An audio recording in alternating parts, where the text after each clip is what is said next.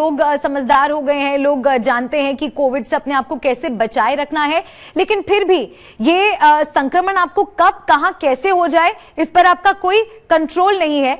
और ये बात भी समझनी यहां पर महत्वपूर्ण हो जाती है कि कोविड से आपको पूरी तरह से निजात मिल जाएगा, ये सोचना इस वक्त गलत होगा। मिलन, नहीं, बिल्कुल आप एकदम सही कह रही हैं, क्योंकि अभी भी पैंडेमिक चल रहा है भारत में नहीं, काफी देशों में, जहां पर मैंने आपको बताया जैसे चाइना में फिलहाल इतना स्ट्रिक्ट लॉकडाउन है वहां पर कि लोगों को खाने को चीजें नहीं मिल रही हैं, वहां पर सुपरमार्केट्स में भीड़ लगाने नहीं दे रहे हैं, ऑनलाइन से आप खाना ऑर्डर नहीं कर पा रहे हैं, लोगों के दरवाजों के बाहर ताले लगा चुकी है सरकार। तो इतनी भयावह स्थिति हमने चाइना में पहली लहर में भी देखी थी, दूसरी वक्त भी देखी थी, जबकि वहां पर लोगों ने वैक्सीन भी ले रखी है। तो इससे संकेत हमें मिलते हैं कि हमें दोबारा सतर्क होने की जरूरत है। भारत सरकार ने बूस्टर शॉट्स का प्रावधान भी इसीलिए खोल दिया और इसी डर में खोल दिया कि जो लोग बूस्टर यानी कि थर्ड प्रिकॉशनरी डोज लगाना चाहते हैं वो अब आगे आकर थर्ड प्रिकॉशनरी डोज लगा सकते हैं। लेकिन इसके साथ साथ हमें सतर्कता तो रखनी ही होगी। वक्त आ गया है कि सरकारों को दोबारा मास्क पहनना अनिवार्य करना होगा कम से कम, क्योंकि जहां पर हम इकोनॉमिक एक्टिविटीज, ऑफिसेज खुले रखना चाहते हैं वहां पर मास्क ही हमें बचा सकता है, और इसीलिए वैक्सीनेशन और मास्क दोनों फिलहाल जरूरी हो जाते हैं। बच्चों में जहां तक संक्रमण की बात है, बच्चों के लिए फिलहाल कोई वैक्सीन अभी भारत सरकार ने अप्रूव इसलिए नहीं की है क्योंकि उसमें देखा गया कि हो सकता है बच्चों को वैक्सीन के ज्यादा साइड इफेक्ट्स दिखाई दे, क्योंकि वो कोरोना से नेचुरल इम्यूनिटी डेवलप कर देते हैं, लेकिन वैक्सीन इंड्यूस्ड इम्यूनिटी में दिक्कतें हो सकती हैं। बच्चों की जान का जो खतरा है वो पेरेंट्स के सर पर हमेशा रहता है।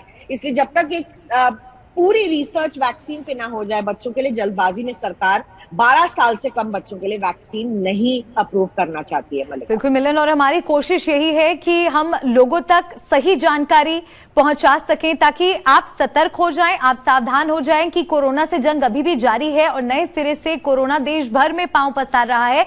और एक महत्वपूर्ण सवाल ये भी कई लोगों के मन में आता है मिलन कि जो वैक्सीन हमें लगी है हम उस पर कितना भरोसा कर सकते हैं। तो इससे जुड़ी एक महत्वपूर्ण जानकारी ये सामने आई थी कि आधार पूनावाला सीरम इंस्टीट्यूट की जो सीईओ है उन्होंने यह आश्वासन दिया कि जो भारत में बनी वैक्सीन है वो मॉडर्ना और फाइजर के मुकाबले ज्यादा असरदार है। देखिए, आधार पूनावाला वैक्सीन निर्माता हैं और वो ये जरूर कहेंगे कि कोविशील्ड जो सीरम इंस्टीट्यूट ने बनाई है वो ज्यादा असरदार है, लेकिन अगर हम साइंटिफिक स्टैंड पॉइंट से बात करें तो हर वैक्सीन काम करती है। हालांकि भारत में फाइजर और मॉडर्ना जैसी वैक्सीन्स ना आई हैं और उनके दाम बहुत महंगे हैं, इसलिए भारत सरकार ने जो अपना पूरा वैक्सीनेशन ड्राइव है वो सिर्फ ज्यादातर 2 वैक्सीन्स के कंधों पर चलाया है, जो है सीरम इंस्टीट्यूट की कोविशील्ड और भारत बायोटेक की कोवैक्सीन। स्पुतनिक की डोजेस भी भारत में दी गई, लेकिन स्पुतनिक की जो डोज है दूसरी उसे बनाने में काफी दिक्कतें आई गमलेया इंस्टीट्यूट ऑफ रशिया को, और इसलिए अधिकतर लोगों ने भारत में कोवैक्सीन और कोविशील्ड ली है। कोवोवैक्स भी एक और वैक्सीन है जो सीरम इंस्टीट्यूट ने बनाई है, नोवावैक्स एक अमेरिकन कंपनी के साथ। लेकिन अगर हम विशेषज्ञों की माने तो ओमिक्रॉन जो वेरिएंट है वो वैक्सीन को भेद रहा है, जैसे मैंने आपको बताया, आप भी जानती हैं, आप कह रही थी इस बारे में, और इन्फेक्शंस हो रहे हैं, लेकिन वैक्सीन का काम कहाँ बन रहा है? वैक्सीन हमें अस्पताल जाने से रोक रहा है, वैक्सीन हमारे जो बॉडी के ऑर्गन्स है उसको खराब होने से रोक रही है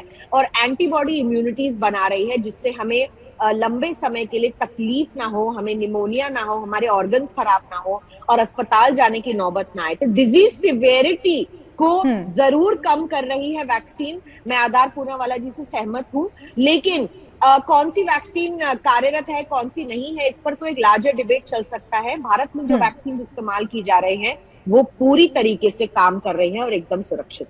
देश के कई राज्यों में एक बार फिर से नए सिरे से कोरोना के मामलों में वृद्धि हो रही है। स्कूल्स में छात्रों के बीच कोरोना संक्रमण पाया जा रहा है, टीचर्स भी कोरोना संक्रमित पाई गई हैं, जिसके बाद एक बार फिर ये डर सताने लगा है कि क्या चौथी लहर मुहाने पर है। मेरे साथ मेरे सहयोगी अमित भारद्वाज भी बने हुए हैं, मिलन से भी लगातार हम जानकारी ले रहे हैं। अमित, ये एक बड़ा खतरा है, एक लंबे अंतराल के बाद बच्चे वापस स्कूल लौटते हैं। बच्चों के चेहरों पर खुशी हमने देखी, अभिभावकों ने भी राहत की सांस ली। लेकिन जिस तरह से मामले अब स्कूल्स में आ रहे हैं, ये बहुत डराने वाले आंकड़े हैं। इसको लेकर गाइडलाइंस तो जारी की गई है, लेकिन वो गाइडलाइंस का पालन कितना हो रहा है, इसको लेकर जिम्मेदारी किसकी?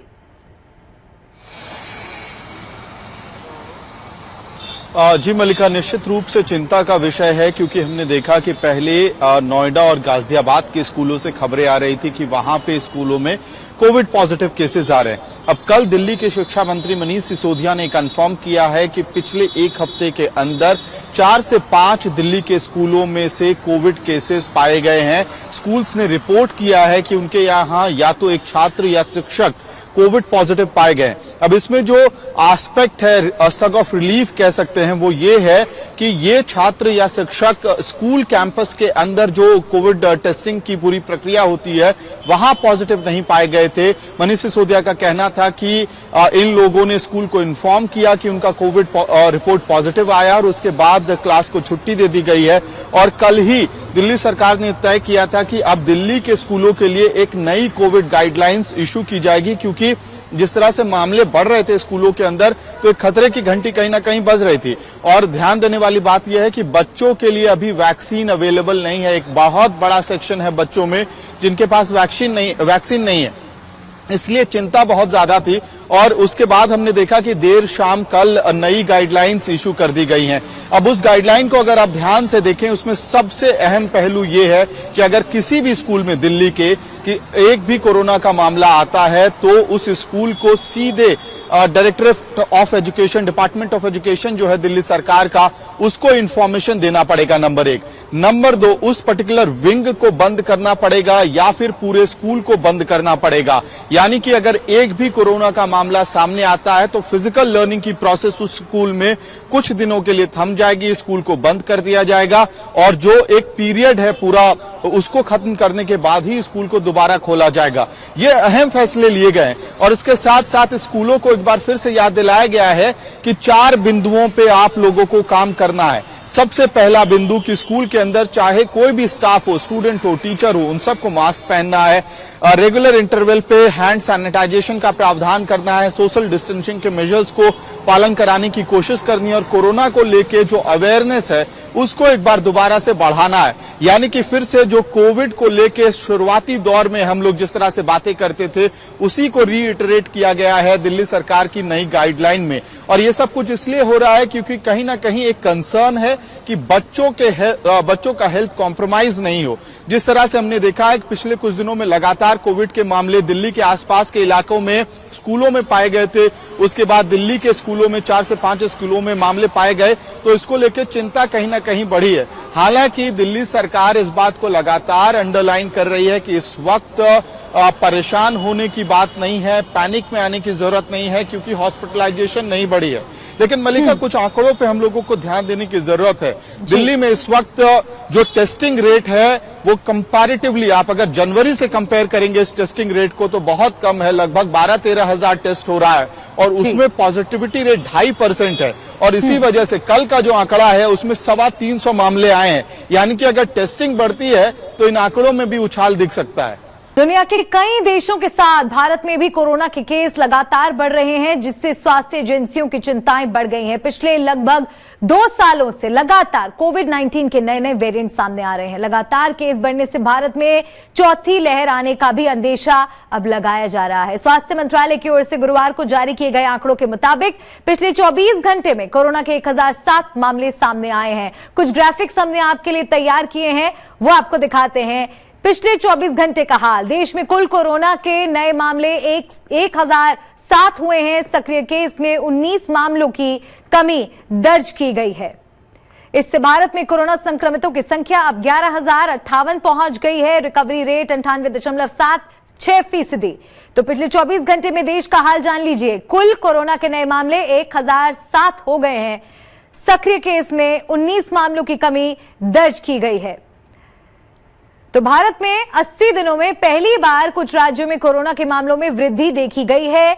जारी हुए आंकड़ों के मुताबिक भारत के 18 राज्यों और केंद्र शासित प्रदेशों ने 24 घंटे के अंदर एक्टिव केसेस में वृद्धि दर्ज की है। हालांकि महाराष्ट्र और गुजरात में एक्सी वेरिएंट के 2 मामले सामने आने के बाद पिछले 2 दिनों में भारत के एक्सी वेरिएंट के अन्य केस मिलने की जानकारी सामने आई है। और ताजा जानकारी अगर आपको देते चले तो दिल्ली, एनसीआर और मुंबई में कोविड-19 के मामले धीरे धीरे बढ़ने लगे हैं। बुधवार को दिल्ली में 299 मामले सामने आए और पॉजिटिविटी रेट बढ़कर 2.49% हो गया। पिछले 2 दिनों में शहर में 501 नए मामले दर्ज किए गए और अब एक्टिव मामलों की संख्या 814 है। हालांकि मरीजों को हॉस्पिटल में एडमिट होने की जरूरत नहीं पड़ रही है, ये राहत की बात है।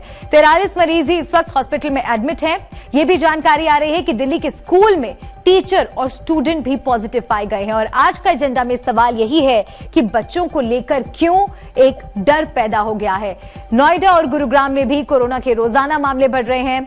गुरुग्राम में लगभग 40 दिनों के बाद 128 नए कोरोना के मामले सामने आए, जिस कारण वहां एक्टिव मामलों की संख्या 325 हो गई है। अब हम आपको दिखा रहे हैं कि लगातार दिल्ली में किस तरह से कोरोना केसेस बढ़े। 8 अप्रैल से लेकर 14 अप्रैल तक बदलते हुए आंकड़ों पर आप नजर डालिए। कैसे 8 अप्रैल 140 केसेस से 14 अप्रैल आते आते 325 मामले हो गए। 24 घंटे में 325 मामले सामने आए हैं। दिल्ली में लगातार कोरोना का खतरा अब बढ़ता हुआ नजर आ रहा है। हालांकि दिल्ली सरकार की तरफ से आश्वासन दिया जा रहा है कि हालात पर नजर सरकार की बनी हुई है और हर जरूरी कदम सरकार उठा रही है, लेकिन जो आंकड़े मिल रहे हैं वो डराने वाले हैं। 24 घंटे में एक भी मौत की खबर नहीं है, ये राहत की बात जरूर है। लेकिन आपको ये बता दें, दिल्ली के साथ साथ महाराष्ट्र की अगर बात करें तो महाराष्ट्र में भी बीते 24 घंटे में 103 नए मरीज सामने आए हैं और 5 लोगों की मौत महाराष्ट्र में हुई है। मुंबई में बुधवार को अगर हम आपको ताजा आंकड़े बताएं तो 73 नए मामले सामने आए थे, जो कि 17 मार्च 2022 के बाद से सबसे अधिक है। और बीएमसी ने यह बताया है कि मुंबई में कोविड मामलों में मामूली वृद्धि देखी जा रही है। दिल्ली के साथ साथ एनसीआर की हालत भी हमने आपको बताया कि एनसीआर में भी कोरोना ने कहर मचाना शुरू कर दिया है। नोएडा, गाजियाबाद में कई बच्चे कोरोना की चपेट में आ रहे हैं। पिछले 24 घंटों में गौतम बुद्ध नगर में 44 लोगों की रिपोर्ट कोरोना पॉजिटिव आई, इसमें 15 छात्र शामिल हैं। और आज के एजेंडा में यही सवाल हम उठा रहे हैं कि बच्चों के लिए कितना बड़ा खतरा कोरोना बनता जा रहा है। दिल्ली में कोरोना के मामलों में लगातार इजाफा दर्ज किया जा रहा है। अगर स्कूल में एक भी कोरोना केस मिला तो स्कूल को बंद कर दिया जाएगा। अब हम आपको एडवाइजरी के बारे में बता रहे हैं। क्या है वो नई गाइडलाइंस? स्कूल में एक भी केस मिले तो तुरंत डीओई को जानकारी देनी होगी। ये नई गाइडलाइंस है जो स्कूल्स को जारी की गई हैं, क्योंकि दिल्ली में एक प्राइवेट स्कूल में कुछ छात्र पॉजिटिव पाए गए हैं। और कैसे अब छात्रों को कोरोना संक्रमण से बचाना है, इस पर पूरा जोर दिल्ली सरकार की तरफ से दिया जा रहा है, जिसके मद्देनजर नई गाइडलाइंस स्कूलों को जारी की गई है।